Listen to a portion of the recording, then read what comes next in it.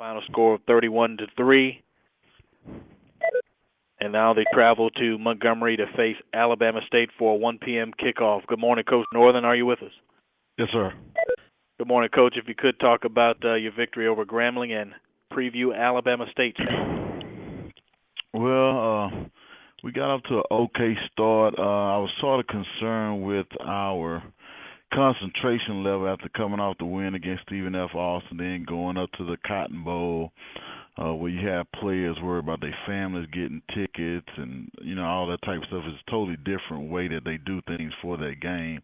And, just a hotel lobby full of people. But our guys came out and played hard. We dropped a few passes here and there. I think we had 2 turnovers, one bad throw and a mix-up on the quarterback and the running back on the exchange. But overall, I think our effort was there. Just the concentration at times wasn't what we would like to be as coaches, and I was concerned about that, like say after the previous game. But at the end of the day, we made enough plays to win the ball game. We didn't have a whole lot of penalties and false starts to kill drives, but we had too many drops for my liking, drop passes. And I thought our defense played well. We ran to the ball, got a few turnovers, and that was really the difference in the ball game. We had a short field to work with, and that allowed, and our defense scored, and that allowed us to win. Moving forward, we're going to play Alabama State at a 1 o'clock day game. We got a long bus ride ahead of us, but we won't make any excuses about being tired. I told our guys we practice on Sundays and we take Mondays off, and we'll work out on Tuesdays. And how they prepare and work out on Tuesday will determine whether or not we go out in full gear or we go out in shorts, because we hadn't had a break yet, and we've only played one home game so far. So we've been on a lot of bus rides. So we're going to get prepared to go play a very fast tempo football team. I was looking at the film this morning, and to tell you how fast they were going, you could still see the chain crew moving after they got a first down. So we got to be prepared to see an offense very similar to ours with probably bigger people running the same play. So we got to get prepared from that standpoint. Our defense has to be ready to make a few adjustments on the fly. And offensively, we got to deal with a couple of big defensive tackles and a very aggressive defense. You don't see a whole lot of solo tackles, and we got to make sure our coaches that we do a good job of getting our guys and try to find some one-on-one matchups and try to see if we can get those big guys tired. But the way they practice, I'm pretty sure they're used to our pace, and it's just going to be a matter of who can take care of the football, and then we got to deal with that punter of theirs over there. So we got to make sure that if he does outkick his coverage, we got to make sure we make him pay every time he does it. So I think it's going to be a great game, 2 exciting offenses, and see if what team can make the other team turn the ball over. That's who's going to win the football game. All right, questions now for Prairie View head coach Heishma Northern. Coach Northern, this is Nick Birdsong with Alabama Media Group. I kind of had a 2-part question. Yes, sir. One, I know everybody knows about Isaiah Crowell and the success that he's been able to have this year, but who else on that offense concerns you? And have you been able to look at their rush defense? It seems like nobody has been able to figure that out. And how big of a key do you think running the ball against them is going to be? Well, I think their quarterback deserves a lot more credit than he gets.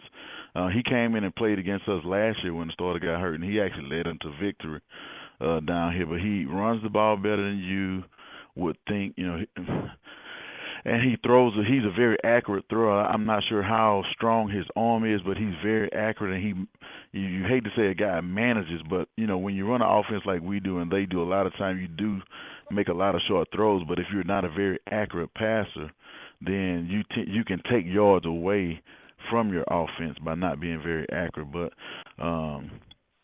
I think we have to make sure that we try to contain him whether he's running and then we have to do a good job of overfield tackling.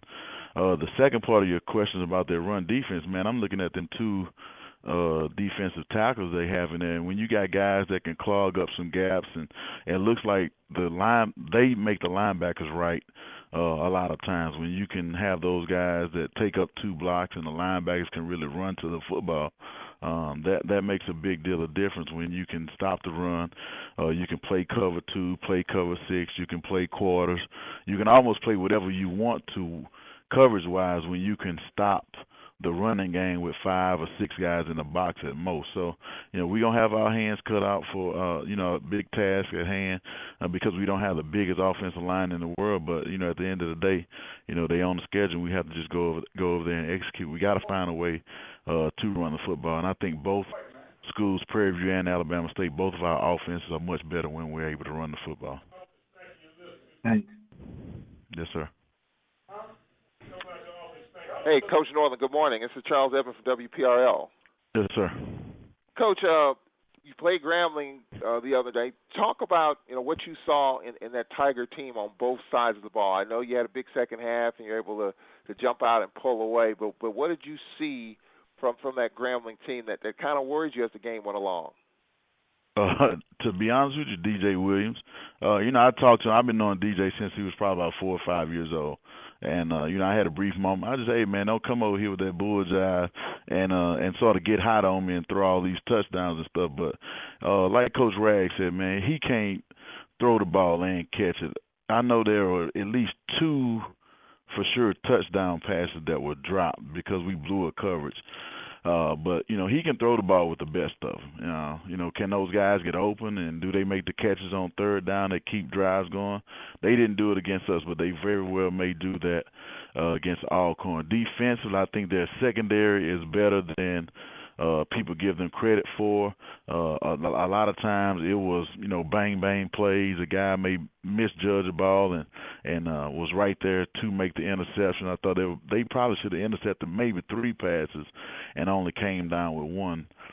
Not very big. I think that may be a concern. They have a couple of defensive linemen that play hard, but just, they just hadn't put everything together. And fortunately for us, they didn't.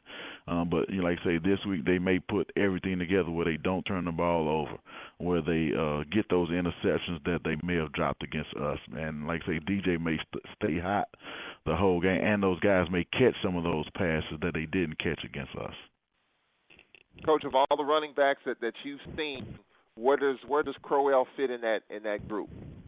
You talking about this year or since I've been in the conference? Since you've been coaching, college, whatever, as you look at guys, running backs.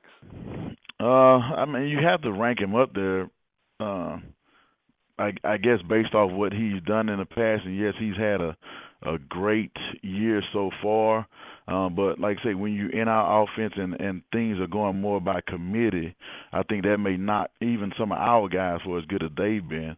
You don't see that one guy that's just standing there and getting 35 or 40 carries a game like it was, say, in, the early 90s or, late 80s when I first really got into SWAC football.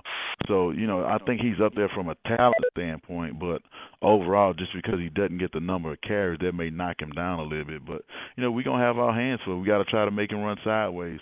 And if we can do that, then that may help the Panthers come out ahead on Saturday. But, he ranks up there just from a physical talent standpoint. He's up there, but because of the way offense is going right now, he may not be as high as, some of the guys, the Jackson State running backs when I was playing, some of the guys that Alcorn had in the early 90s. So, he's up there, though. Coach, it appears as if your team's playing with a lot of poise and a lot of confidence. You win a big game, Stephen F. Austin, you come back and get it done again. Seems like just watching your team with each and every game, it seems like they're getting, the swagger and the confidence they need. Well, I think a couple of things come into play. Number one, we got more practice time than we've had the last year. We had some APR issues, and we've had the youngest ball club probably in the conference the last couple of years. These guys that are playing now were, playing as true freshmen, and now they're juniors, so they pretty much know what we're going to do. They know what the adjustments are, so that helps. To be honest with you, I wasn't very satisfied with the win because of the concentration level. And as a coach, I think we expected that coming off the Stephen F. Austin win and then going to a team that hadn't won a game. So we very easily could have fell into that trap. But like I say, we made enough plays to win. And one thing I learned, you take a ugly win any day. Coach, have you addressed that to your team? The lack of your concern this weekend of leaving from SFA and playing Grambling as far as they were mentally? Well, I addressed it actually on the field against Stephen F. Austin because, Like I say, I'm a very direct person, and I, don't cut any corners with my guys, and I tell them, hey, here's the situation. I was here before when we beat Southern, and then, fortunate for us, a lightning storm stopped the game against Langston. So we actually left a couple guys at home because we didn't feel like they were totally, not say dedicated, but they didn't respond from a discipline aspect to the things that we asked as coaches from a concentration standpoint on focusing on playing against Grambling, not what we did last week or what else was going on campus. So we left some guys here that had played for us, but I think sometimes as a coach you have to make that decision, what's right for the whole team and not what's right for one or two guys. And sometimes you just have to send a message, even if it is one of your better players. You have to send that message so that everybody gets that, hey, man, coach is serious about, we have to focus on the task at hand. All right, Coach, we appreciate your time, and we look forward to talking with you next week after your battle with Alabama State. Yes, sir. Thank you. Thanks a lot. That's Heishma Northern. Again, Alabama State will play host to Prairie View at 1 p.m. Central Time in Montgomery.